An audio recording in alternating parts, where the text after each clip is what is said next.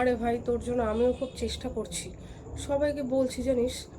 একটা আরে আমাদের অফিসে কিছুদিন আগেই ভ্যাকেন্সি ছিল, বুঝলি? ওই দুটো মেয়ে কোথা দিয়ে কার সোর্সে ঢুকে পড়লো কে জানে। আমি তোর কথা বললাম, বললো আর কিছুদিন, দুদিন আগে যদি তুমি বলতে তাহলে আমি তোমার বান্ধবীকে ঢুকিয়ে দিতাম।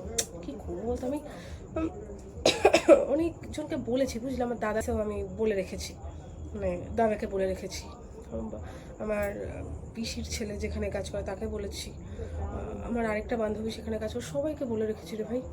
কোথা দিয়ে একটা খবর আসলে আমি তো তোকে সবার আগে বলবো, চিন্তা করিস না, চাপ নিস না। তুই টিউশনি করছিস কর, আমি আছি তো, আমি দেখছি, ঠিক আছে? আমি দেখছি, তোর অত চাপ নিতে হবে না, তুই টেনশন করিস না।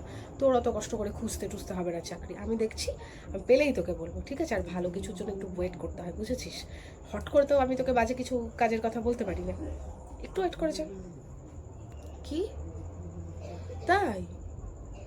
ও, তোর পাশের বাড়ির কাকিমা?